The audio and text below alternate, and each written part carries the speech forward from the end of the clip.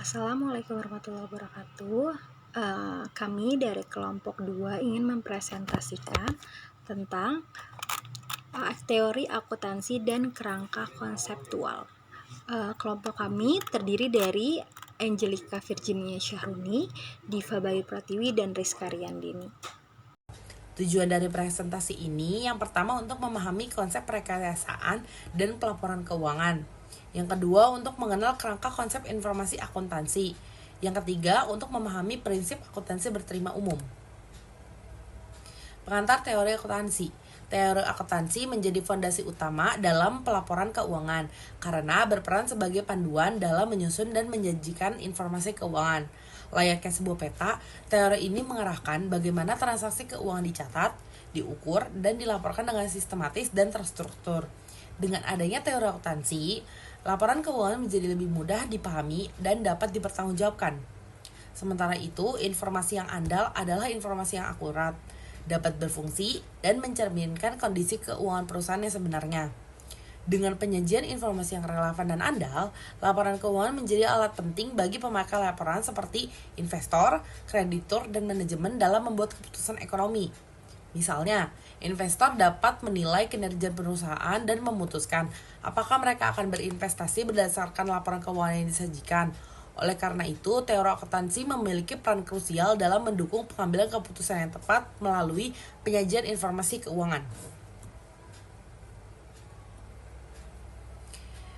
Selanjutnya, ada perekayasaan pelaporan keuangan. Perekayasaan pelaporan keuangan adalah proses yang dirancang untuk menyusun dan menyajikan informasi keuangan yang relevan, andal, dan bermanfaat bagi pengambilan keputusan. Proses ini dimulai dengan penyediaan informasi keuangan yang berkualitas, yang nantinya digunakan untuk mencapai tujuan ekonomi dan sosial suatu negara atau perusahaan. Melalui pelaporan keuangan yang baik, kinerja dan kondisi perusahaan dapat dikomunikasikan dengan jelas kepada pihak-pihak yang berkepentingan seperti investor, manajemen, pemerintah, atau masyarakat. Dalam pelaporannya terdapat dua cakupan utama, yaitu pelaporan internal dan pelaporan eksternal. Pelaporan internal digunakan oleh pihak manajemen untuk evaluasi dan pengambilan keputusan strategi dalam operasional perusahaan. Sementara itu, pelaporan eksternal ditujukan kepada pihak di luar perusahaan seperti pemegang saham, investor, atau regulator, dengan tujuan memberikan gambaran tujuan mengenai kondisi keuangan perusahaan tersebut. Agar pelaporan ini berjalan dengan baik, diperlukan struktur dan mekanisme pelaporan yang jelas. Struktur ini meliputi pihak-pihak yang terlibat dalam penyusunan laporan keuangan, seperti akuntan, auditor, dan manajemen, serta aturan atau standar yang digunakan seperti prinsip akuntansi berterima umum atau PABU. Sementara itu, mekanisme pelaporan memastikan bahwa seluruh proses penyajian dan verifikasi informasi keuangan dilakukan secara sistematis dan sesuai dengan standar yang berlaku. Dengan adanya perekayasaan pelaporan keuangan yang baik, informasi keuangan menjadi alat komunikasi yang efektif dalam mendukung transparansi dan akuntabilitas perusahaan.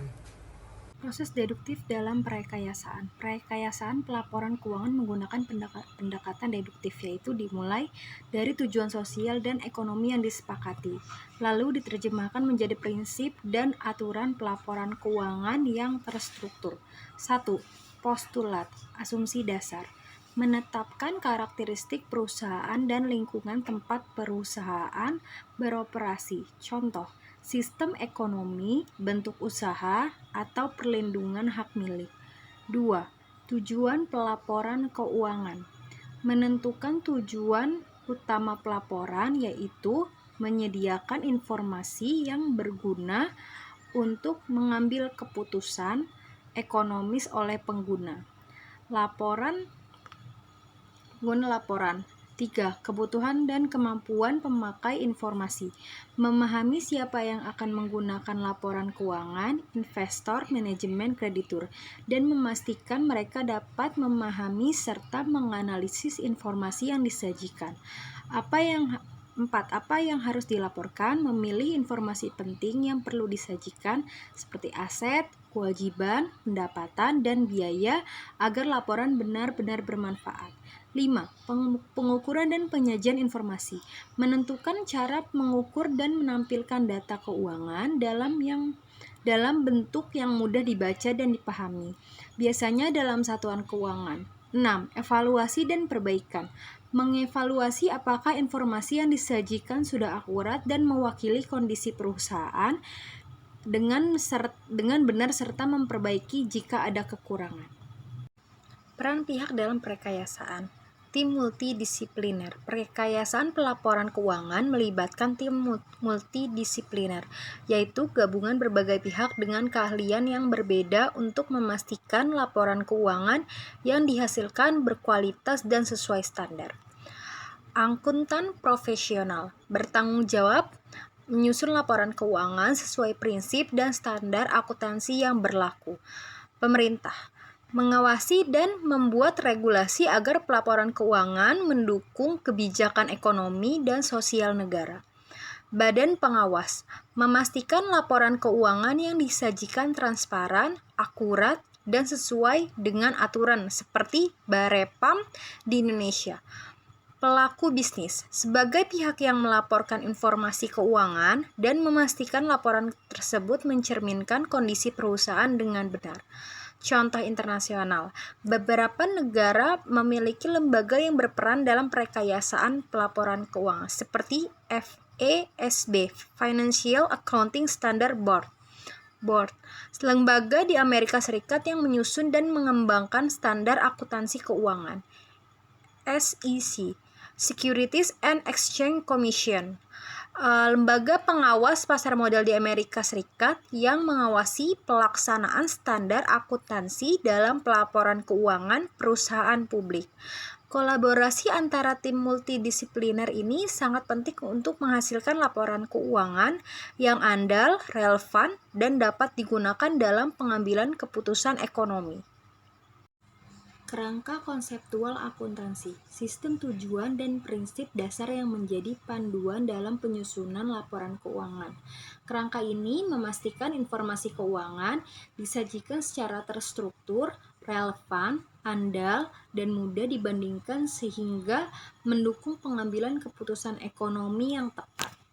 Fungsi kerangka konseptual: A. Memberikan panduan penyusun standar akuntansi. B. Menyelesaikan masalah praktik akuntansi. C. Meningkatkan keterbandingan laporan keuangan. Prinsip akuntansi berterima umum. PABU. PABU adalah sekumpulan prinsip dan standar akuntansi yang disepakati dan disajikan pedoman dalam penyusunan laporan keuangan. Keberadaan PABU sangat penting karena memastikan laporan keuangan disusun dengan cara yang seragam dan sesuai aturan yang berlaku. Dengan PABU, laporan keuangan menjadi lebih konsisten. Artinya, penyajian informasi dilakukan dengan metode yang sama dari periode ke periode, sehingga memudahkan penilaian kinerja perusahaan dalam jangka panjang. Selain itu, PABU memungkinkan laporan keuangan dapat dibandingkan antar perusahaan karena menggunakan prinsip dan standar yang sama. Misalnya, investor bisa membandingkan laporan keuangan dua perusahaan yang bergerak di industri yang sama untuk membuat keputusan investasi yang lebih baik. PABU juga membuat informasi dalam laporan keuangan mudah dipahami oleh pengguna seperti investor, kreditur, atau pemegang saham, karena disusun dengan format dan istilah yang sudah dikenal luas dalam dunia akuntansi. Dengan begitu, penggunaan laporan bisa lebih mudah menganalisis dan mengambil keputusan berdasarkan informasi yang tersedia. Jadi, PABU berperan besar dalam menjaga kualitas, keakuratan, dan keandalan laporan keuangan, sehingga semua pihak yang berkepentingan dalam menggunakannya dengan percaya diri untuk berbagai tujuan ekonomi dan bisnis. Studi kasus dan ilustrasi. Salah satu contoh nyata pentingnya penerapan prinsip akuntansi yang baik adalah skandal Enron Corporation di Amerika Serikat. Enron adalah perusahaan energi besar yang pada awal tahun 2000-an terlihat dalam manipulasi laporan keuangan. Pelajaran dari kasus Enron yaitu 1. Pentingnya penerapan prinsip akuntansi yang jujur, transparan, dan sesuai standar seperti FABU atau IFRS. 2. Keadaan dan relevansi laporan keuangan sangat mempengaruhi keputusan investor dan pemangku kepentingan lainnya. 3. Pelaporan yang tidak sesuai standar dapat merugikan banyak pihak dan berdampak besar pada stabilitas perusahaan. Diagram alur proses perekayasaan pelaporan keuangan. 1. Tujuan sosial dan ekonomi negara. 2. Penentuan tujuan pelaporan keuangan. 3. Pemilihan konsep dan prinsip dasar. 4. Struktur pelaporan keuangan.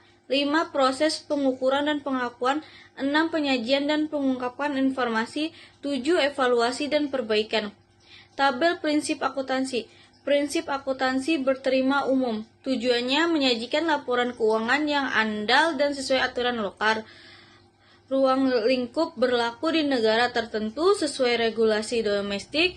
Prinsip penyajian mengutamakan aturan yang baku dan ketat. Perbandingan terbatas pada negara yang menggunakan PABU. Fokus pelaporan kepatuhan terhadap peraturan nasional. Standar akuntansi internasional.